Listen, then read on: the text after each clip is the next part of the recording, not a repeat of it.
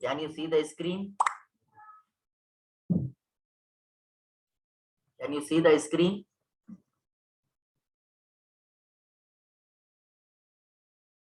आपको स्क्रीन नजर आ रही है?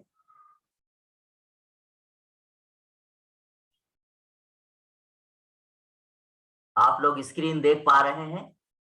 यस नो बोलिएगा माइक अनम्यूट करके। शेख अरे सर आपकी आवाज।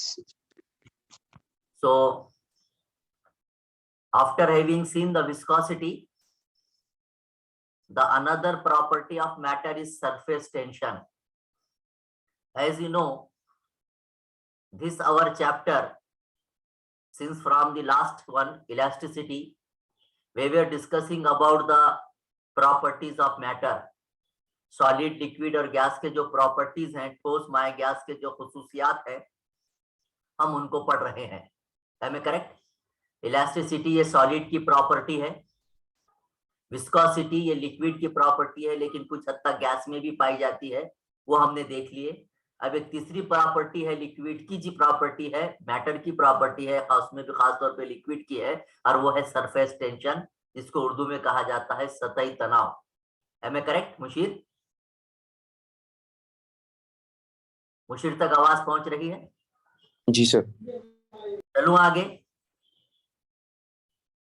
ये मैंने जो एक सामने फिगर रखा, इससे कुछ अंदाजा आता कि आपके, मैं ये बताने की कोशिश कर रहा हूं कि ये जो पार्ट है जिस पे मेरा कर्सर घूम रहा है, वो हकीकत में एक लिक्विड है, और उसके ऊपर एक कॉकरोच टहल रहा है। तो किस तरह से यहाँ पर ये जो पार्ट आया है, ये जाहिर करता कि ये जो लिक्विड था, इसके ऊपरी सरफेस के ऊपर एक पर्टिकुलर टाइप ऑफ तनाव था, एक पर्टिकुलर टाइप ऑफ टेंशन था, और यही जो ऊपरी सतह के ऊपर जो लिक्विड के ऊपर पाया जाता, लिक्विड के ऊपरी सतह, क्योंकि लिक्विड जब किसी वेसल में रहता, या लिक्विड जब किसी जो है तो बीकर में रहता, या लिक्विड किसी नाली या गटर या किसी और हिस्से में रहता, तो उसके ऊपरी सतह के ऊपर एक पर्टिकुलर टाइप ऑफ टेंशन रहता, और वो टेंशन की वजह से जब यहाँ पर देखिए, ये बिल्कुल उसी तरह से अगर एक मलमल का कपड़ा रहता क्या अपना, वो मलमल का कपड़ा अगर तान के, यानी उसको ऐसा तनाव दे के अगर समझो आप उन्हें कार्टून के ऊपर से रहे तो कैसा फट जाता हो बीच में से, तो उस तरह का ये पिक्चर दिख रहा है। समझ रहे हैं आप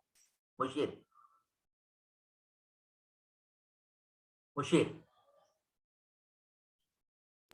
जी सर। सारी बात समझ में मैं क्या कह रहा हूं? तो अनम्यूट रह के बोलते रहिएगा यस नो प्लीज। या उसकी और दूसरी मिसाल मैं दूं तो अपना खसाब के पास जो है तो एक चर्बी का एक हिस्सा रखा हुआ रहता, देखो गोश्त लाने को गए तो एक साइड में ऐसी एक थाली के जैसा चर्बी रहती उसकी, देखे आपने कभी? जी सर। उसमें अगर अपन ऐसी उंगली वगैरह दबाए तो ऐसा थोड़ी उंगली ऊपर जाती, फिर वापस आता ऊपर हो, तो उसके ऊपरी सरफेस के ऊपर कैसा एक पर्टिकुलर टाइप का जो है तो हिस्सा रहता, जेली टाइप, उस तरह का जो टेंशन रहता ऊपरी सतह पर, वो कहलाता सरफेस टेंशन। लेकिन वो तो बताने के लिए है, लेकिन एक्चुअल में क्या है सरफेस टेंशन, किसको बोलना, कहाँ रहता? तो surface tension it is the property of liquid. Am I correct? ये किसकी प्रॉपर्टी है? लिक्विड की प्रॉपर्टी है। और ये किसके ऊपर पाया जाता? नाम पे से समझ में आ रहा है कि ये कहाँ रहता होगा? सरफेस के तौर पर ये है सरफेस के ऊपर रहता। अब ये लिक्विड है, लिक्विड बहुत सारे मॉलिक्यूल्स का बना हुआ रहता है कि नहीं? कौन सी भी चीज अपने को मालूम है, छोटे छोटे कहीं ऐसी मॉलिक्यूल्स की बनी हुई है। तो every molecule is attracted or repelled by the other molecule in the medium, isn't it? Every molecule is made up of, is repelled or attracted by the molecule of other medium, isn't it? And the attractive or repulsive force is called as the intermolecular force. यहाँ पर अभी आगे आपको clear हो जाएगी intermolecular force किसको बोलते हैं। ये देखिए लिक्विड है, अंदर दिख रहा है क्या आपको मेरा कर्सर? नहीं दिख रहा सर। कर्सर कर्सर नहीं दिख रहा कि स्क्रीन ही नहीं दिख रहा? कर्सर नहीं दिख रहा। अब दिख रहा? ये फिरता हुआ मोबाइल का ये माउस जब फिराते अपन तो माउस का ये नहीं दिख रहा सर। नहीं दिख रहा, ठीक है। और एक बार मैं इसको स्टॉप करके दोबारा शेयर करता हूं। Can you see the screen now? आप दिख रहा सर। हाँ, तो ये लिक्विड है। लिक्विड किसका बना हुआ है? लार्ज नंबर ऑफ मॉलिक्यूल्स का। दिख रहे हैं सब मॉलिक्यूल्स? जी सर। कि यहाँ पर पूरा लिक्विड मीडियम है, यहाँ पे पूरा एयर मीडियम है। तो ये जो मॉलिक्यूल्स है ये आपस में एक दूसरे को इंटरेक्ट करते, एक दूसरे को अट्रैक्ट करते हैं। तो दो सेम मटेरियल के मॉलिक्यूल के दरमियान जो कुव्वत इंटरेक्शन है या कुव्वत अट्रैक्टिव फोर्स है या इंटरेक्टिव फोर्स है, it is called as the cohesive force, intermolecular force है ये। इसके दरमियान, इसके दरमियान, इसके दरमियान। अच्छा, यहाँ जो मॉलिक्यूल्स है लिक्विड के, यहाँ पे जहां मेरा कर्सर है जो बिल्कुल मुंह के ऊपर है, ऊपर कौन सा मीडियम है? यहाँ सरफेस। सरफेस बोलते एयर मीडियम है। तो एयर मीडियम के मॉलिक्यूल और पानी के मॉलिक्यूल के दरमियान भी कुव्वत जो है तो इंटरेक्टिव फोर्स रहती है। अट्रैक्टिव फोर्स बनने में इंटरेक्ट रहता, तो इनके दरमियान जो फोर्स है it is called as adhesive force, it is called as adhesive force. और पानी मिसाल फर्ज करो कि बीकर है, बीकर के अंदर यहाँ पानी है, ये पानी के मॉलिक्यूल है, ऊपर हवा है, तो ये और ये मॉलिक्यूल जो अपने साथ जो इंटरेक्शन करते हैं उसके दरमियान जो कुव्वत है वो कहलाती कोहेसिव फोर्स। और ये यहाँ पे और यहाँ पे जो मॉलिक्यूल है पानी के मॉलिक्यूल और हवा के मॉलिक्यूल के दरमियान जो फोर्स ऑफ इंटरेक्शन है it is called as adhesive force. ये पढ़े होंगे आपने 11th-12th में। सेम मटेरियल के मॉलिक्यूल के दरमियान जो इंटरेक्शन है उसको कौन सी फोर्स बोलते हैं? कोहेसिव। और दो अपोजिट मीडियम के जैसा पानी और हवा, इनके मॉलिक्यूल के दरमियान जो इंटरेक्शन है it is called as intermolecular force. Intermolecular force बोलते हैं उसको। दूसरा नाम है adhesive force, it is called as adhesive force. आगे भी देखेंगे हम। आ रही बात समझ में? तो ये फोर्सेस जो है तो respect range of intermolecular force कितनी रहेंगी? The maximum distance up to which intermolecular forces are effective is called as the range of molecule. कहीं तक भी रहेंगी कि इंटरमॉलिक्यूलर फोर्स, एक पार्टिकल पानी का यहाँ है और एक पार्टिकल उधर 10 को दूर पर है या दूसरे कमरे में है, वहां होता कि इंटरेक्शन उनके दरमियान? नहीं, बल्कि पहला मॉलिक्यूल दूसरे मॉलिक्यूल को उसी वक्त इंटरेक्ट करता जब वो दूसरा मॉलिक्यूल बमुश्किल कितने फासले पर होगा उससे 10⁻⁹ mm, तब जाके उन्हें उसको क्या करता? इंटरेक्ट करता। तो ये जो इफेक्ट ये मॉलिक्यूल की कुव्वत है यानी कि उसकी हद कहां तक है? The maximum distance up to which the first molecule interact the other molecule is called as range of molecular force. अपना नहीं, मोबाइल का रेंज आता नहीं, उसको बोलते ना अपन रेंज, अरे यहाँ आ रहा है, यहाँ नहीं आ रहा है कि नहीं? तो हर मॉलिक्यूल दूसरे मॉलिक्यूल को उसी वक्त इंटरेक्ट करता जब दूसरा मॉलिक्यूल उसकी डिस्टेंस उससे एक मखसूस डिस्टेंस पर है। वो मखसूस डिस्टेंस क्या कहलाता? Range of molecular force. Molecular force. ठीक है। स्फीयर ऑफ इल्फिलियस भी बोलते हैं उसको। स्फीयर ऑफ इल्फिलियस क्या मतलब? Sphere drawn with the molecule as a center and radius equal to range of the intermolecular force which is sphere is divided। किसको बोलना अपन ने? अभी अपन क्या बोले थोड़ी देर पहले कि हर मॉलिक्यूल को क्या है? मिसाल के तौर पर ये मॉलिक्यूल है, इसकी रेंज कहां तक है समझो? यहां तक, यहां तक, यहां तक, यहां तक, यहां तक, यहां तक, यहां तक। ठीक है। तो ये इसको अगर सेंटर बना के, मॉलिक्यूल को सेंटर बना के ये इसको ऐसा एक मैं दायरा निकाल उतारूं तो ये ऐसा क्या बनता है? सर्कल बनता है। या थोड़ी देर की उसको अपन क्या बोलेंगे? स्फीयर। तो ये जो स्फीयर बना, ये स्फीयर को क्या नाम से पुकारते हैं आप? Sphere of influence. मतलब क्या कि ये जो मॉलिक्यूल है, ए नाम का मॉलिक्यूल है, इसका जो है तो इन्फ्लुएंस कहां तक है? यहाँ तक, यहाँ तक, यहाँ तक, यहाँ तक, यहाँ तक and so on. Am I correct? तो हर मॉलिक्यूल के उसके अतराफ एक मखसूस जगह जहां तक मॉलिक्यूल दूसरे मॉलिक्यूल को अपनी तरफ इंटरेक्ट करता, अपन इंटरेक्ट बोलेंगे, अट्रैक्ट या रिपेल नहीं बोलेंगे, इंटरेक्ट करता, वो दायरा, वो स्पेस, वो जगह क्या नाम से पुकारी जाती? It is called as sphere of influence. आ रही समझ में बात आपके? मुशीर चलूं आगे बेटे? चलिए लेट अस गो। कोहेजन और एडहेशन तो अभी बताया। Cohesion is the interaction between molecule inside one face. Homogeneous यानी पानी पानी के मॉलिक्यूल, केरोसिन केरोसिन के मॉलिक्यूल आपस में जो इंटरेक्शन करते हैं वो कौन सी फोर्स कहलाती? कोहेजन। हाँ। और दो अलग अलग हेट्रोजीनियस, हेट्रोजीनियस बोले तो पानी हवा, केरोसिन हवा, पानी तेल, पानी के समझो उसके अंदर आपने क्या करे? पानी के अंदर गैस तेल मिला दी या मीठा तेल मिला दिया, तो मीठे तेल के मॉलिक्यूल और पानी के मॉलिक्यूल जो आपस में इंटरेक्ट करते हैं वो दो अलग अलग है। होमोजीनियस है कि हेट्रोजीनियस है वो मिक्सचर? हेट्रोजीनियस थे। तो हेट्रोजीनियस सिस्टम के मॉलिक्यूल के दरमियान जो इंटरेक्शन है वो क्या कहलाता? Addition. एडेशन। समझ में आ रही बात गर्ल्स? Yes, sir.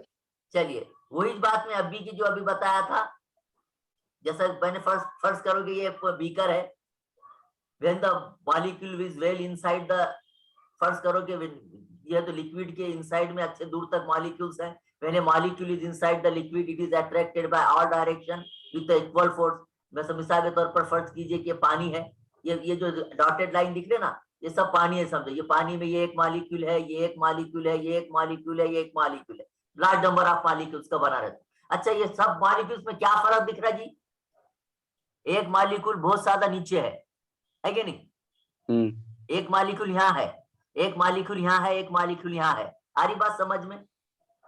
अच्छा ये जो मॉलिक्यूल है जो काफी डीप है सर। डीप है पानी के अंदर, अपन ये बोल रहे हैं कि हर मॉलिक्यूल के उसके बाजू के मॉलिक्यूल अपनी तरफ खींचते हैं। बीच पड़ गया है कि भाई ये मॉलिक्यूल है, इसको इधर भी इक्वल फोर्स से खींचे जा रहा है, इधर भी इक्वल फोर्स से खींचे जा रहा है, इक्वल भी इधर फोर्स से खींचे जा रहा है, इधर भी इक्वल फोर्स से खींचे जा रहा है कि नहीं? क्योंकि हर मॉलिक्यूल दूसरे मॉलिक्यूल के साथ क्या करता? इंटरेक्ट करता, अट्रैक्ट नहीं, इंटरेक्ट करता। तो यहाँ पे इधर इधर चारों तरफ से इसको इंटरेक्शन कैसा है? बराबर बराबर। इधर कौन है? पानी के मॉलिक्यूल है कि हवा के केरोसिन के? पानी के।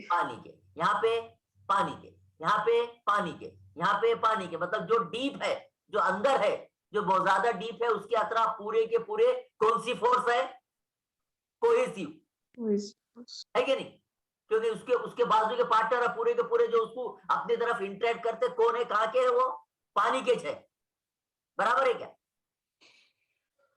तो इसका स्फीयर ऑफ इन्फ्लुएंस कहाँ ही? प्योरली वाटर के अंदर है। बराबर है क्या? ये स्फीयर ऑफ इन्फ्लुएंस है ना ये मॉलिक्यूल का, ए नंबर मॉलिक्यूल का स्फीयर ऑफ इन्फ्लुएंस क्या है? कहाँ पे है? बाहर है कि अंदर है? अंदर है। पूरा के पूरा अंदर है।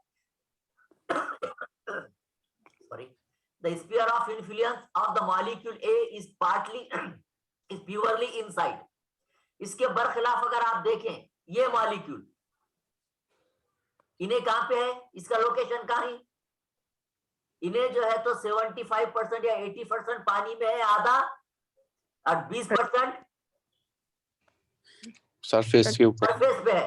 तो इसका sphere of influence is partly inside the liquid and partly outside the liquid. बराबर है? Yes. जी सर।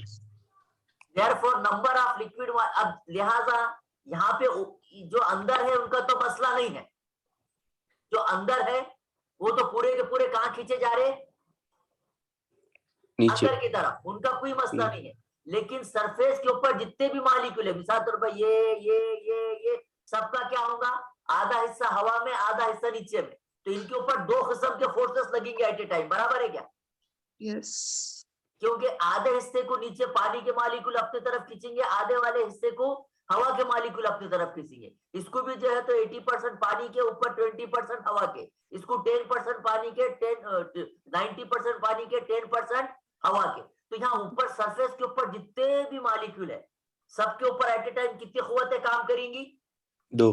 कौन सी? कोहेसिव और एडहेसिव। तो लिहाजा सरफेस के ऊपर के जितने भी मॉलिक्यूल हुए, ना तो पूरी तरह से नीचे जाएंगे ना पूरी तरह से ऊपर जाएंगे। तो फिर यकीनन उनके ऊपर जब दो कुव्वतें एट ए टाइम उनके ऊपर काम करेंगी तो उनके ऊपर एक particular type of tension is created. अपने को बोलते टेंशन, यार मेरे को उन्हें भी बोल रहा है ऐसा, इन्हें भी बोल रहा है ऐसा। आम लाइफ में कि सोशियोलॉजी में बोलते हैं हम ऐसा। क्या होता? दो लोग दो अलग अलग तरफ का बातें करने लगे तो क्या होता? वो आदमी के ऊपर आम अल्फाज में अपने टेंशन आता। तो लिहाजा ये सरफेस के ऊपर के जितने मॉलिक्यूल है उनके ऊपर एट ए टाइम कितनी कुव्वतें काम कर रही? दो। तो उनका sphere of influence, some part of the sphere of influence is in air, some part of the influence is in another medium, in the water, and that's why due to this one a particular type of tension is created on the molecules which are present on the surface। अच्छा, लिहाजा surface पे एक ही molecule है कि बाबा इसको तो tension आया था, इसको भी आया, बाजू में जो लिहाजा सरफेस पे जितने भी मॉलिक्यूल्स है सब के ऊपर इस तरह का होता होगा, कोहेसिव एडहेसिव। किसी को कम किसी को ज्यादा होता हो बात अलग है, लेकिन each and every molecule such molecules experience a net force toward the interior of the liquid and perpendicular to the surface. The molecules which are situated at the surface experience a maximum downward force due to the molecular attraction, and therefore the liquid layer between the two planes, suppose अगर यहाँ के हम दो plane बता दें, F dash और SS dash, having the thickness equal to the molecular range is called as the surface film, and due to this surface film there is a tension on the molecules which are present on the surface, and this tension is called as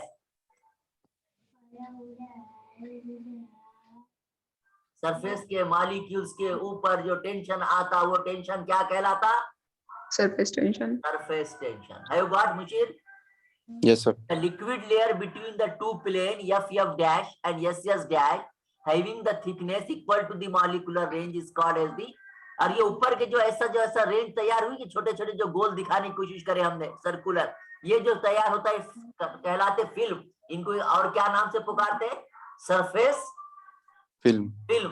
When the surf, क्योंकि generally आप देखिए bubbles जब आते हैं, bubbles तो ऊपरी हिस्से पे रहते, देखो पानी के जब साबुन के भी बबल्स आते, देखो थोड़ी देर के बच्चे खेलने का इस्तेमाल करते, देखो तो that is also called as the film. उसको हम क्या नाम से पुकार सकते हैं? Film. So when passing through the surface film, each molecule experience a net inward force due to the cohesion. Mechanical work has to be done to overcome this force, and this work is stored in form of surface molecule in the form of potential energy, and the potential energy of the molecule in the surface film is greater than the interior of the liquid, and it is fundamental property that every mechanical system which is acquire a stable equilibrium in state is having the potential energy minimum, and therefore we found that the molecules which are present at the surface they experience a force or energy that is called as the surface energy. वो molecule जो जिनको tension आता ना surface पर रहने की वजह से, वो काय की वजह से आता, उनके ऊपर एक एनर्जी क्रिएट होती. काय की वजह से दो लोग अपनी तरफ खींचते ना, इंटरमॉलिक्यूलर कोहेसिव एनर्जी और अडेसिव एनर्जी. तो ये दोनों एनर्जी के बेवक्त काम करने के ऊपर से सरफेस के मॉलिक्यूल के ऊपर एक अजीब किस्म की जो तनाव पैदा होता है, यानी कि एक एनर्जी पैदा होती, और वो एनर्जी क्या कहलाती? Surface energy. और वो एनर्जी किसके टर्म में जमा रहती? Potential. पोटेंशियल. तो लिहाजा सरफेस एनर्जी की डेफिनेशन एमसीक्यू का पार्ट रह सकता कि surface energy is potential energy per unit Area of the film. area of the film of surface या film surface is defined as surface energy. The surface energy of the liquid actually give rise to surface. तो जो surface tension बोल रहे हैं ना अपन, तो ये surface tension हकीकत में किसकी देन है? Surface energy. जो कहाँ पैदा, किसको पैदा होती, जो किसकी शक्ल में रहती? Potential energy. किसके ऊपर? Surface. सरफेस के ऊपर रहती. किस यानी कौन एक्सपीरियंस करता सरफेस एनर्जी? किनके ऊपर रहती है? लिक्विड के ऊपर. लिक्विड के मॉलिक्यूल्स के ऊपर. लिक्विड के ऊपर तो रहती है, पूरी बात तो लिक्विड की कर रहे हैं, लेकिन अब लिक्विड में भी अंदर जाके और खास हो जाएंगे ना भाई. लिक्विड के कोण भाई नीचे जो पेंदे में जो है वो भी तो लिक्विड ही है, लेकिन लिक्विड के वो मॉलिक्यूल जो कौन सी सतह पर है? सरफेस पर. अपर सतह पर है, सरफेस पर है, सतह पर है. उन मॉलिक्यूल के ऊपर एक मखसूस किस्म की एनर्जी जो है तो जन्म लेती है. वो एनर्जी पोटेंशियल एनर्जी के रूप में जमा रहती है. हालांकि ये एनर्जी क्यों जन्म ले रही है उनके ऊपर? कि उनके ऊपर बेवक्त दो कुव्वतें काम कर रही. उनका सरफेस ऑफ उनका जो स्फीयर ऑफ इन्फ्लुएंस है वो जो है तो कुछ हद तक नीचे है, कुछ हद तक ऊपर है. ऊपर वाली अडेसिव कुव्वत काम कर रही, नीचे वाली कोहेसिव काम कर रही. और कोहेसिव और अडेसिव कुव्वतों के काम करने की वजह से उन मॉलिक्यूल के ऊपर एक तीसरी एनर्जी ने जन्म ले लिया जो कि पोटेंशियल एनर्जी के रूप में उनके पास जमा है. और वही एनर्जी क्या नाम से पुकारी जाएगी? Surface energy. Surface energy. और यही सरफेस एनर्जी हकीकत में जन्म देती है सरफेस टेंशन. आगे मुश्किल बात समझ में? जी sir. And the force acting to oppose any increase in surface area. और ये क्या करती? इसको दूसरा नाम भी हम सरफेस टेंशन को ऐसा भी बोल सकते हैं कि force it is acting to oppose any increase in the surface area and it is stored in form of potential energy. अब सरफेस टेंशन के लिए अगर फार्मूला निकालने का है कि what is the formula for the surface tension. अच्छा, surface tension क्या है? सरफेस एनर्जी है या फोर्स पर यूनिट लेंथ है ना, फोर्स पर यूनिट एरिया. यहाँ तो एरिया बोलते यहाँ पे लेंथ आ गया. तो T is equal to F upon L। Surface tension का आपने सरफेस टेंशन का एक्सपेरिमेंट करे, कौन सा याद आता है बोलो वाला जरा। Surface tension by Jaeger's method करे क्या? जी सर। उसके अंदर यही फार्मूला था, T is equal to F upon L। बाद में अपन H rho sigma minus H2 rho upon T square लेते थे। तो the perpendicular force acting on the molecule per unit length of the thin film is defined as the surface tension. Unit surface tension की क्या रहेगी? Newton metre, काय में MKS में। और अगर CGS में होना तो कितनी रहेंगी, काय क्या रहेंगी? अच्छा मेरे को ये बोलो सरफेस टेंशन क्या है?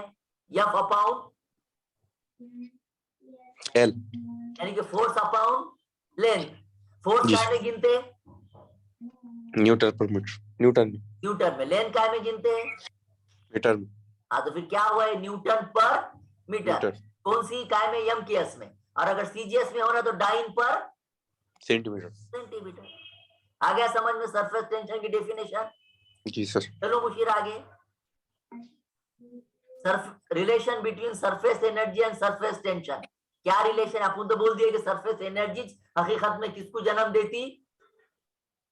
Surface tension. सरफेस टेंशन को। लेकिन क्या रिलेशन है, किस तरह से है, इसे देख लीजिएगा। इसके वास्ते एक सोप बबल कंसीडर करो बोल रहा।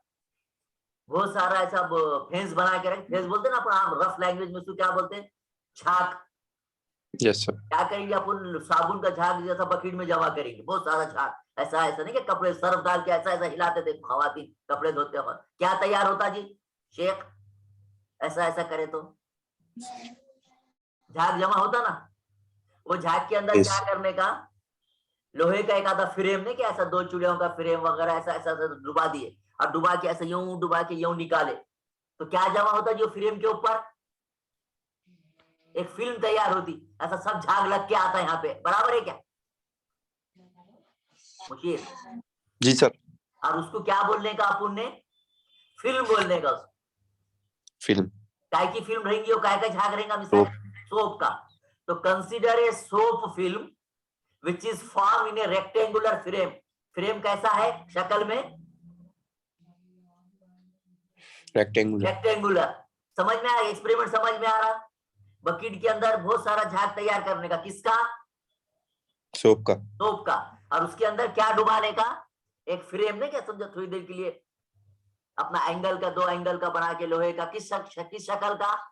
रेक्टेंगुलर। रेक्टेंगुलर का। और उसको क्या करने का? उसके अंदर ऐसा डुबाने का। डुबा के थोड़ी देर ऐसा रख के ऐसा उठाए तो आप देखेंगे कि उसके दोनों बाजू ऐसा फिल्म बन के आ जाए, मतलब छाग लग के आ जाता है। हालांकि ऐसा फूके तो खत्म भी हो जाता हो, लेकिन एक छाग बन के आता। तो उसको क्या, यहाँ पे ये हिस्से पे उसको क्या नाम से क्या बोलने का? उसको सोप फिल्म। Soap film. तो consider a soap film is form in a rectangular frame of wire PQRS। क्या नाम देंगे अपन उसको? PQRS with a horizontal weightless wire AB। ये जिसका बना हुआ है ना वो रेक्टेंगुलर फ्रेम, समझो वायर का बना हुआ है, और अपन ऐसा फर्ज करेंगे कि वायर को वजन नहीं है, बिल्कुल हल्के है। पूरा का पूरा वजन किसका है फर्ज करके चलेंगे? सोप फिल्म का। फिल्म का है, जबकि वायर का भी वजन रहेगा अंदर। लेकिन थोड़ी देर के लिए अपन बोलेंगे भाई वायर बहुत छोटे थे, बारीक अपना सेंटरिंग के कैसे जो है तो रिंग वायर है तुम्हारी सेंटरिंग करते, देखो बारीक तार, बारीक तार का बनाए थे ऐसा फर्ज करेंगे, और वो उसको ऐसा डुबा दिए थे, तो पूरा के पूरा जो आया लग के वो किसका वजन है कंसीडर करेंगे अपन? सोप का, फिल्म का। ठीक है। अब क्या होगा? ये ऐसा लग के आया, ये ऐसी फिल्म बनी। अब क्या होगा कि ये जो वायर है, ये जो हिस्सा है उसका, इसको अपन ऊपर नीचे लेके जा सकते हैं। ऐसा दिख रहा है क्या आपको? जी सर। पहले ये क्या थी लेंथ उसकी? AB। वायर को ऐसा ऐसा ऊपर नीचे ले जाएंगे अपन। तो क्या बोल रहे हैं आपको? Consider a rectangular frame of wire PQRS with a horizontal weightless wire AB which is free to move up and forward and backward like this. Due to the surface tension, the wire AB is pulled toward the film. ऐसा film ऐसी बढ़ेगी, छोटा छोटा ऐसा film का क्या होगा? ऐसा ऐसा थोड़ा बढ़ेगा, फिर ऐसा करे तो कम हो जाएगा। हालांकि वो दम से करना पड़ता, जरा तेजी से करेंगे तो फिल्म खत्म हो जाती नहीं क्या? फूके तो खत्म हो जाता ना फूका। तो वैसा ये फिल्म को दम दम से क्या करने का? बढ़ाने का, और दम से करके जो है तो कम करने का। ठीक है, just a minute.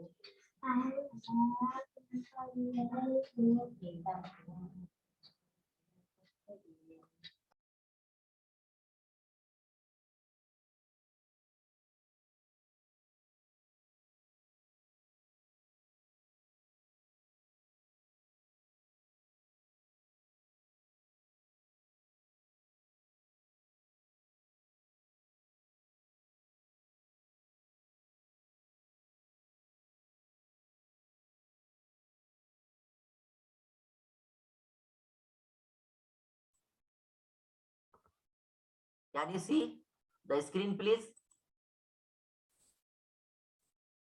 Musheer, Mushir, जी सर। आ गया, समझ में आ गया क्या बोल रहा? तो ये ऐसा हिलेंगी, नीचे ऊपर जाएंगी, तो क्या होगा बोल रहे? इसकी वजह से ऐसा ऊपर ले जाएंगे थोड़ा सा, फिर ऐसा बढ़ाएंगे, अपन बढ़ा सकते। देखो उसके अंदर वो बच्चे जो फूकते ना, फूकने का रहा था क्या, उसको ऐसा हल्का सा फूके तो कैसा थोड़ा थोड़ा बढ़ता, देखो। फिर जी सर। फिर फूक थोड़ा कम हो गया तो फिर वापस आता, मगर बहुत दम से करना पड़ता। तो बोलने का मतलब ये ऐसा हो रहा है, ये हिस्सा समझ में आ रहा है क्या? जी sir. The wire is pulled towards the film. This force act in a direction perpendicular to AB and tangential to the film. And to keep AB in equilibrium, a force F is to be applied as shown in figure. If T is the surface tension of the film, then क्या होगा? अगर इसके ऊपर T अगर surface tension है, तो film pulls the wire by the force 2L into T, क्योंकि total length L है, T इसका surface tension है, तो कितनी कुव्वत काम करेंगी? 2L into T, because film has two surfaces. ये दो काय को आया, आप बोलेंगे L into T तुम्हारे समझ में आ रहा था, surface force क्यों? अभी अपन ने बताइए पीछे का। T is equal to F upon L बोला ना मैंने, T is equal to क्या बोला? Force upon L, Force upon length. हाँ, तो F upon L बोला मैंने। अपने को यहाँ से L होना, तो L सॉरी F होना, तो F का क्या रहेगा? T into L। लेकिन मैं क्या बोल रहा? 2L into T बोल रहा है, मतलब 2 कहां से आया? लेकिन एक क्यूब क्यों आया? Because film has to surfaces, क्योंकि एक सरफेस दो साइड से भी है ना, तो ऐसा करने के बाद वो उधर का वाला, और L is the length of the wire. L तो ठीक है, L समझ में आ गया, लेकिन T दो क्यों? कि उधर से भी फैली हुई है लेंथ, इसकी वजह से ये 2L into T। तो 2L into T is equal to क्या? Force. Therefore T is equals to कितना? F upon 2L. 2L is approximately equal to 1। अगर ऐसा T पकड़ चले तो T is equals to F। तो वैसी सूरत में जो वर्क होगा वो ऐसा जो फैलेगा, ऐसा करने का जो ऐसा कर रहे थे अपन, ये जो ऊपर लेके, ये जो नीचे लेके आ रहे थे, ऊपर ले जा रहे थे, इससे वर्क होगा कि नहीं जी? होगा, क्योंकि डिस्प्लेसमेंट भी हुआ और फोर्स भी लगी, तो द वर्क का फार्मूला क्या है? Force into displacement. जी सर। फोर्स कितनी है? 2L into T है कि नहीं? है। और x is this much 2L into x, तो this is delta A upon T, लिहाजा T is equals to force divided by area, लेकिन this is equal to 1, लिहाजा T is equals to W, यानी कि फोर्स टेंशन कितना रहेगा? जितना कि उसके ऊपर वर्क हुआ, that is the entire tension which works on the film। ऐसा समझिए, ये मैं स्वास्थ्य संजीदगी से पढ़ा रही हूँ, आपका MCQ अगर एग्जाम हुआ तो इस तरह का पूछ सकता हो कि the surface tension in case of the soap film when equilibrium is F is equals to 2L into 2, F is equal T is equals to F upon 2L, T is equals to F upon L, T is equals to L upon F, none of this। तो आपको ये बोलने को आना कि कब कौन सा फार्मूला है बोल, ठीक है, ये जरा थोड़ा केयरफुली देखिएगा, यहाँ पे नहीं भी समझा तो 1 से 2 मर्तबा पढ़ के देखना हो, ठीक है। जी sir. Shape of the meniscus भी पढ़ना है आपको। When the liquid is brought in, अपन ने अगर पानी अगर कांच के उसमें या किसी के उसके अंदर ग्लास में अगर सॉलिड सरफेस को रखे तो सरफेस के पास ऐसे 2-3 पिक्चर दिखते, देखो या ऐसा देखे क्या आपने कभी ऐसा दिखता? कांच के गिलास में पानी रखो तो ये ऐसे दिखते, देखो ये ऐसा ऊपर वाला हिस्से में ऐसा एकदम टॉप में वाला, ये नीचे तो कुछ दिखता नहीं, लेकिन जहां पे पानी की सरफेस सॉलिड के सरफेस को कांटेक्ट में रहती उतने हिस्से में कभी ऐसा दिखता, देखे क्या आपने कभी कि when the liquid is brought in contact with the solid surface of the liquid become curved. कहां पे? लेकिन at the place of contact and the nature of the, अब जो कर्ड होती तो कर्ड में भी 2 रहता, कभी ऐसा तो कभी ऐसा, यानी कभी कॉनकेव और कभी Convex. कॉन्वेक्स। अब ये किसके ऊपर डिपेंड करता है कि कॉनकेव कब बनेगा और कॉन्वेक्स कब बनेगा? It depends upon the relative magnitude of the cohesive force between the liquid molecules and adhesive force between the molecule of liquid and that of solid. दो तो बनते, वो तो तुम्हारा एक्सपीरियंस है, तुमने भी देखे हो कि जब भी कोई पानी या लिक्विड जो है सॉलिड सरफेस के साथ कांटेक्ट में आता तो पॉइंट ऑफ कंटेंट के ऊपर क्या बनता? उसका पानी का कोड बनता, कभी ऐसा बनता तो कभी ऐसा बनता, यानी कि कभी कॉन्वेक्स और कभी Concave. अच्छा, अब आपको ये बताने की कोशिश की जा रही है यहाँ पर कि ये काइकू होता है, ऐसा अगर किसी ने पूछे कि भाई कॉनकेव या कॉन्वेक्स क्यों बनता, कॉनकेव कब बनेगा, कॉन्वेक्स कब बनेगा, तो किसके ऊपर डिपेंड है बोल रही है? ये डिपेंड करता कि लिक्विड मॉलिक्यूल के दरमियान जो कोहेसिव फोर्स है उसकी कीमत कितनी है। कोहेसिव फोर्स बड़ी, भाई यहाँ में 2 किस्म के फोर्स है क्या नहीं? जी सर। लिक्विड के मॉलिक्यूल के दरमियान एक फोर्स रहेगी कोहेसिव फोर्स। लिक्विड किसके कांटेक्ट में है? सॉलिड की। तो सॉलिड और लिक्विड के मॉलिक्यूल के दरमियान फोर्स रहेगी adhesive force. Adhesive.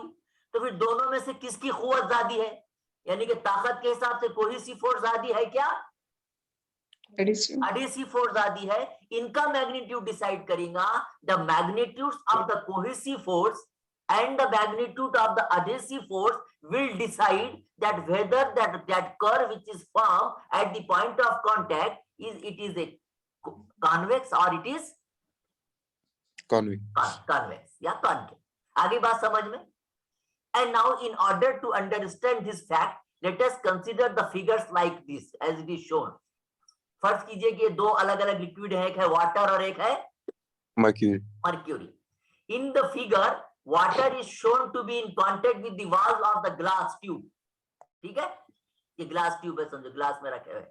A molecule A on the water surface near the glass, this molecule is acted upon the 2 forces of attraction। बराबर है क्या?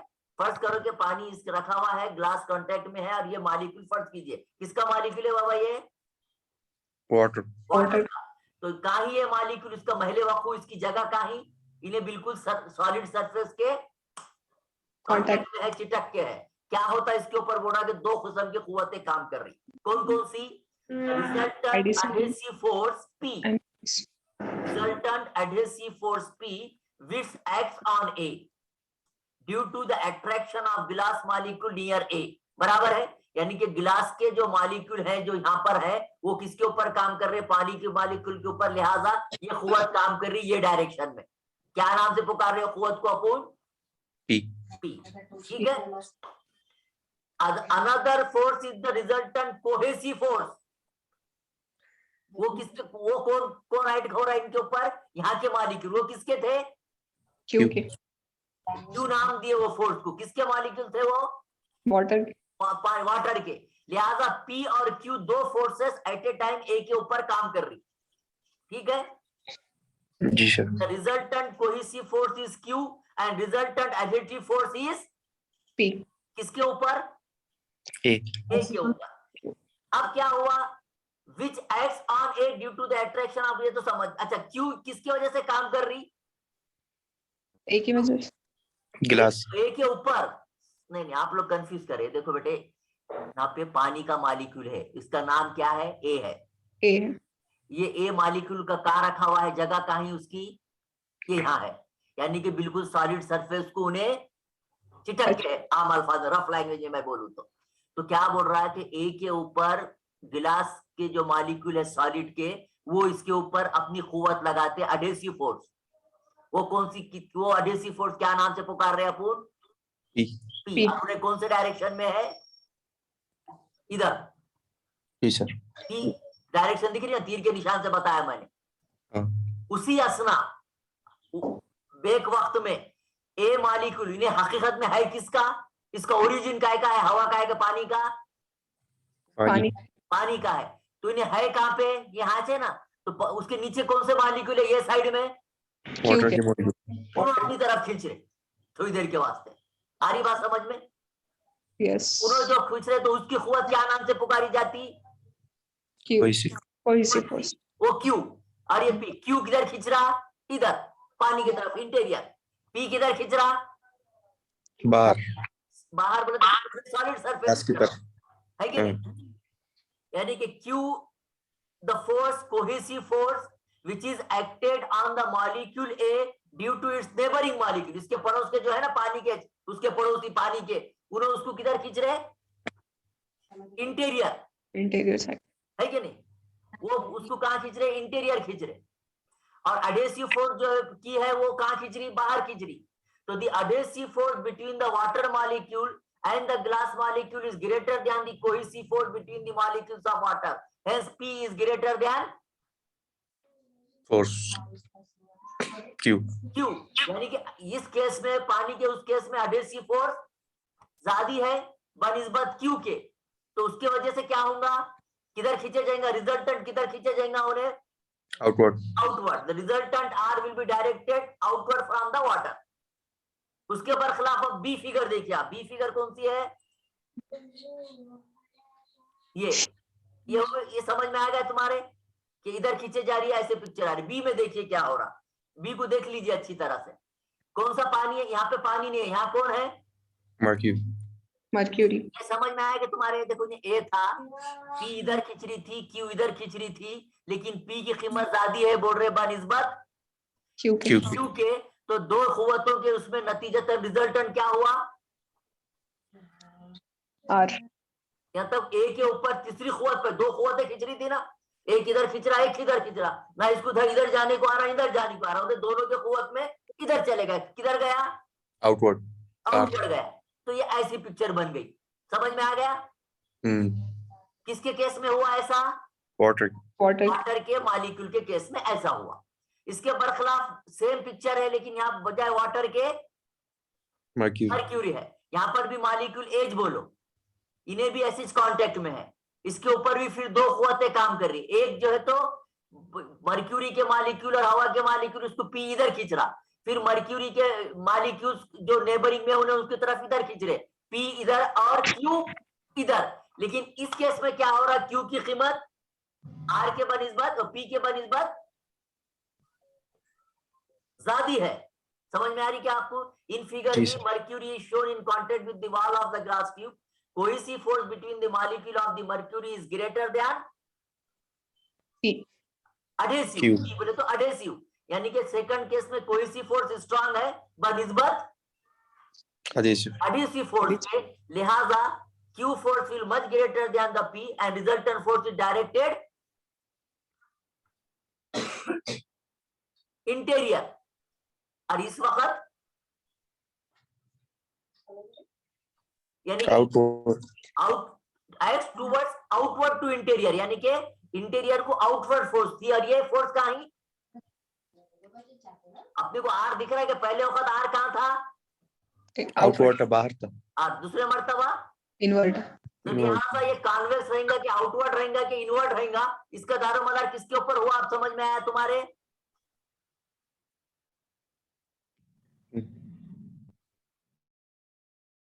कोहेसिव और कोहेसिव फोर्स या अडेसिव फोर्स में से दोनों ताकतवर कौन है?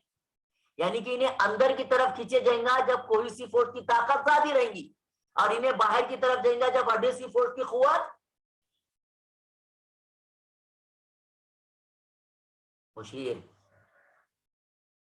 मुशीर असमत आ रही क्या आवाज? आर यू गेटिंग मी?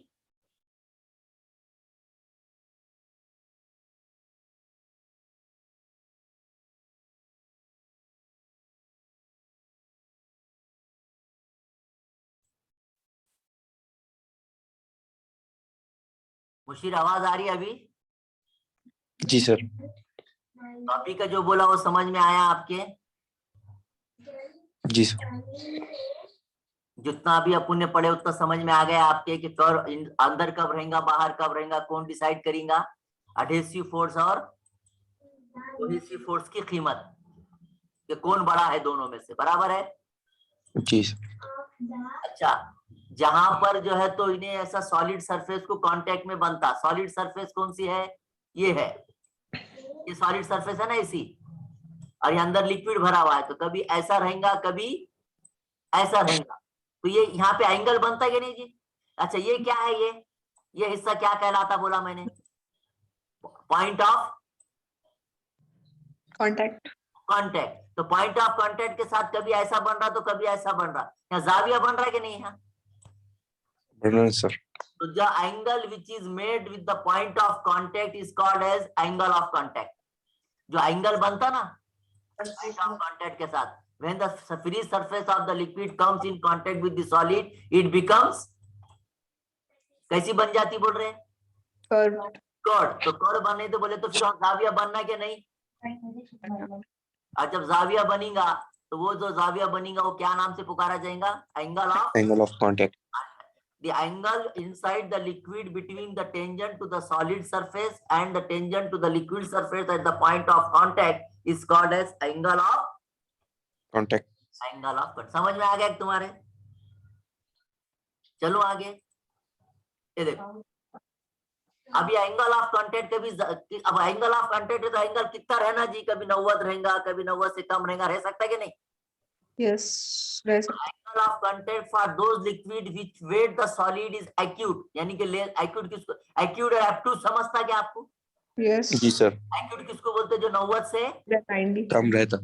और एब्टूज किसको बोलते हैं? जो 90 से ज्यादा है. ग्रेटर। हाँ, तो क्या बोल रहे हैं कि अगर एंगल ऑफ कांटेक्ट अगर ये एक्यूट एंगल है, मिसाल के तौर में हमेशा पानी में रहता, तो this is in case of water like this, ये ऐसा कर्व बनेगा बोल रहे।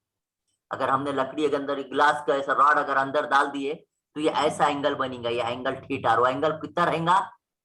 Less than 90. यानी कि एक्यूट एंगल है। Acute angle. तो ये कहां पर दिख सकता है? ये Water. वाटर पे। आप पूरा बीज बोले, ये क्यों दिखना एक्यूट एंगल, क्यों दिखना, ज्यादा दिखना, कम दिखना, बीज बोले कि कोहेसिव और एडहेसिव डिसाइड करेंगे। उसी तरह लिक्विड जो do not wet the solid have the obtuse angle more than 90, वो किस में दिखता हूं? मर्क्यूरी। समझ में आ रहा है कि आपके मैं क्या बोल रहा हूँ? तो जी सर। असमत चलो आगे। Yes. Sir. Excess of pressure at the curve of the liquid surface, ये देखो ये अलग है। मॉलिक्यूल्स नियर, अब अपन पूरा पढ़ के आए कि मॉलिक्यूल के दरमियान कुव्वत है, कोहेसिव फोर्स रहती, एडहेसिव फोर्स रहती, कभी जो है तो वो अच्छा आपको स्क्रीन दिख रहा है क्या? हाँ। Yes. अच्छा, अभी अपन देख कर आए कि कभी ये कर्व रहते, कभी प्लेन रहते, कभी कॉनकेव रहता, कभी कॉन्वेक्स रहता। तो वैसी सूरत में अगर हम देखें तो the molecules near the surface of the liquid are pulled down या pulled ward due to the cohesive force. This downward force is acting per unit area of the liquid surface. It is called as the cohesive pressure. If the free surface of the liquid is horizontal like this, पहली figure A और B C तीनों देखो, A B C तीनों figure दिख रहे हैं तुमको? Yes. जी सर। तो पहले में सरफेस कैसी है? ऊपर की प्लेन। Plane है. horizontal. The free surface of the liquid is horizontal plane. If we consider any molecule on such surface, the resultant force due to the surface tension here is horizontal. zero. Zero. Surface tension तो है लेकिन surface tension की जो force है horizontal के वक्त it is purely zero. If the free surface is concave, if the free surface is concave in nature, then the resultant force on the surface molecule is directed upward. It means that cohesive pressure inside the liquid is decreased, and this upward force due to the surface tension is counterbalanced by the downward pressure as shown in figure. समझ में आ रहा है क्या? जब ऐसी रहेंगी कान क्यों, तो इसका ये मतलब होगा कि सरफेस टेंशन की प्लेन ये जो है तो कैसी है, ये इन द अपवर्ड डायरेक्शन। और तीसरी फिगर में क्या रहेगा, ये कैसी है, Convex. कॉन्वेक्स है। तो जब कॉन्वेक्स रहेंगी, कॉन्वेक्स मेनिस्कस रहेंगी, तो resultant is directed normally inwards the interior of the liquid, while for concave meniscus this resultant force is directed normally outward. Words. यानी कि पहले वक्त इनवर्ड, दूसरे के वक्त आउटवर्ड, और यहाँ पर तो इट इज ऑलमोस्ट जीरो। 0. आ गया सम हॉरिजॉन्टल, कॉनकेव और Convex. आ गया समझ में आपके? जी Yes. सर. ये चीज है जो मैं बताया। चलिए, तो ऐसी सूरत में अगर हम फार्मूलेस की अगर बात करें कि hence we conclude that there exists an excess of pressure on the concave side of the surface if the principal radii of the curvature of the surface are r1 and r2 respectively, तो फिर excess pressure की कीमत बनेगी P is equals to T1 upon r1 plus r2, where r1 and r2 क्या है, radii of curvature of that surface. Spherical surface like liquid drop or air bubble in a liquid is only one surface, and two principal radii of the surfaces are P is equals to 2T upon R. R. Soap bubble रहा तो P is equal to 4T upon R, क्योंकि अभी अपन बोले soap bubble को दो रहते surfaces, इधर भी और उधर भी, तो ये अलग अलग फार्मूले आपको नजर आएंगे। सिलेंड्रिकल के वास्ते P upon is equal to T upon R, फिर सिलेंड्रिकल फिर विद इनर सरफेस के P is equal to 2T upon R and so on. Plane surface बिल्कुल ऐसे है, ये तो मैंने अभी बताया आपको, ये कॉनकेव सरफेस का भी बता दिया, ये कॉन्वेक्स सरफेस का। अच्छा, ये सरफेस टेंशन गिनना है किसको रहता है? चलिए एक लास्ट पॉइंट में मुझे बोलिए, सरफेस टेंशन ये किसकी खुसूसियत है? अभी तो पूरा जो पढ़े अपन लिक्विड की। लिक्विड की। तो सरफेस टेंशन ये किसको रहता? हर लिक्विड को रहता, पानी, glycerine, potassium, MnSO4 and so on, ये जो भी लिक्विड की शक्ल में रहेगा सबको क्या रहेगा? Surface tension. सरफेस टेंशन रहेगा। अच्छा, सरफेस टेंशन ये डिपेंड किसके ऊपर करेगा जी? मॉलिक्यूल्स। मॉलिक्यूल्स के ऊपर डिपेंड करेगा। मॉलिक्यूल की हरकत किसके ऊपर डिपेंड करेंगी कि वो सब्सटेंस कौन सा है। अच्छा, मेरे को ये बोलो कि भाई एक ही बीकर है, वो बीकर में अपन ने पानी लिए, वैसी बीकर में जो है तो ग्लिसरीन लिए, तो जितना पानी के ऊपर सरफेस टेंशन है उतना ग्लिसरीन के ऊपर रहेगा क्या? नहीं सर, मतलब हर लिक्विड का सरफेस टेंशन अलग अलग। अलग है। दूसरा, आप अगर पूरा थोड़ा सा और देखे होंगे तो अपन ने क्या बोले कि ये अडेसिव और कोहेसिव फोर्स एक डिसाइड करते है कि नहीं, कि भाई कितना टेंशन है क्या है। तो बात ये समझ में आई कि टेम्परेचर भी जो है तो डिसाइड करेगा टेंशन कितना है, कम है कि ज्यादा है।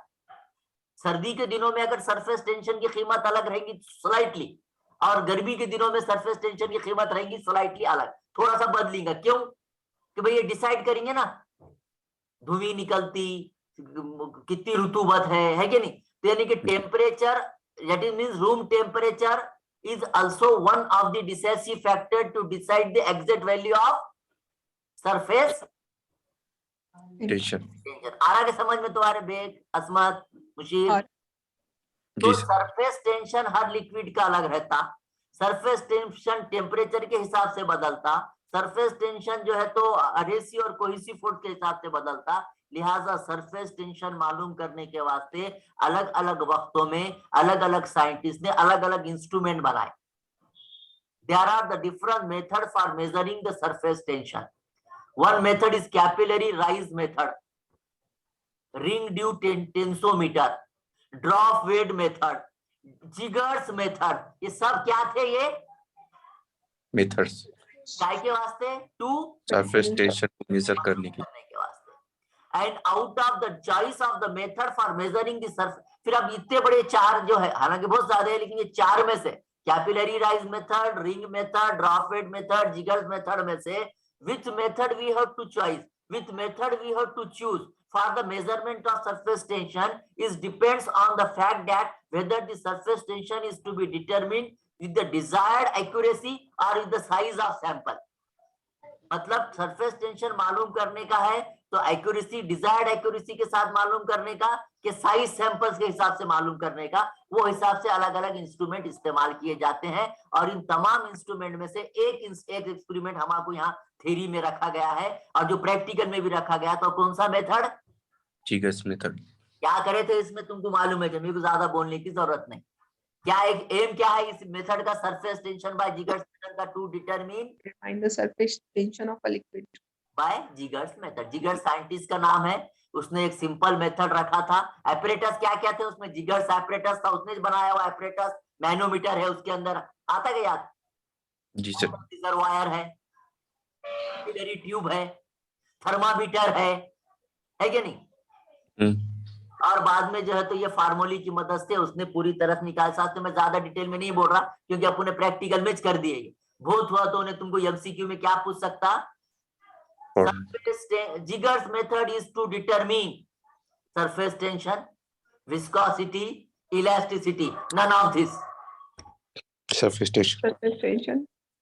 To determine the surface tension of a liquid by Jigar method is T is equals to Rg upon 2 HP1 H rho 1 minus H rho 2. T is equals to 2 upon G into H rho। ऐसा पढ़ा के दे सकता है, formula याद रहना। ये भी MCQ का पार्ट हो सकता है आपको, ठीक है जी सर। ऐसी फिगर आता याद? ये ऐसा बीच में लगाया हुआ था, इसको अपन कम से कम ज्यादा करते थे। ये वाटर रिजर्वायर और ये इसके manometer. The apparatus consists of whose bottle W fitted with the mouth। ये ऐसी लगी थी कि माउथ था कि इसके अंदर ऐसी गई थी क्या वो? जी सर। ये है, तो मुझे नहीं लगता कि इसके ऊपर बहुत ज्यादा जो है तो हमको डिस्कस करने की जरूरत है। The capillary tube deep in the liquid, later will rise in it। Shape of the meniscus will approximately spherical if the air is forced into the glass tube by dropping the water from funnel। जैसे drop से funnel को drop करते, surface of the liquid in the capillary tube is pressed downward and the pressure in air inside the tube increases। Liquid surface goes on seeking the lower and lower until finally hemispherical bubbles start producing। जैसे on करते air pressure develop होता, air pressure develop होने की वजह से पानी नीचे नीचे की तरफ जाता। मैनोमीटर की जो है तो क्या चेंज होती? लेवल चेंज होती। एयर प्रेशर जो है तो लिक्विड के अंदर जाता जो बीकर में रखा हुआ है, और वो प्रेशर अंदर से जाके क्या बात करता? बबल्स। देखे नहीं कि आपको प्रैक्टिकल याद आ रहा होगा ना? जी सर। बस वही एक्सपेरिमेंट है, नथिंग इज देयर। बाकी का सब सेम है। मुझे नहीं लगता कि बहुत ज्यादा इसके ऊपर हम, प्रोसीजर तो आपको मालूम है। एक क्लीन ग्लास ले, before proceeding the experiment apparatus is made, पूरी अच्छी तरह से साफ करके ले, पूरी तरह से एयर निकालो। उसके अंदर जो अगर जो एयर आता होगा जिसके अंदर अपन देखते ना बाज़ वक्त लेवल नीचे ऊपर रहती, तो आप क्या करते? पानी करते, वो पूरी तरह से पंप को पंच करके पूरा पानी निकालते, पूरा एयर अंदर से एयर बबल निकालते, फिर एक्सपेरिमेंट करते। तो this is the your last article of this particular chapter. तो with this one this third chapter is completed. समझ में आ गई बात? जी सर। अब एक चैप्टर रह गया आपका साउंड का। अब मुझे आप लोगों से मशवरा दरकार है कि साउंड का वो चैप्टर जुमेरात जुम्मा हफ्ता में कोई एक मुनासिब टाइम पीरियड लेके एक दो लेक्चर या एक लेक्चर में वो भी कंप्लीट कर देंगे, क्योंकि एमसीक्यू है, एमसीक्यू को सामने रख के ही पढ़ाएंगे। रिटर्न एग्जाम नहीं है, तो रिटर्न एग्जाम के हिसाब से डिटेल में नहीं जाते हुए एमसीक्यू को सामने रख के साउंड का भी हिस्सा ले लेंगे। क्या लेने का क्या नहीं लेने का, क्या खाली उसके भी एमसीक्यू आपको ग्रुप पे डालने के? अगर लेने का बोले तो कल तो नहीं ले पाएंगे क्योंकि 26 जनवरी है, उस वक्त देना ठीक नहीं रहता। जुमेरात के दिन 2:30 बजे पीरियड रखेंगे। अगर आप बोल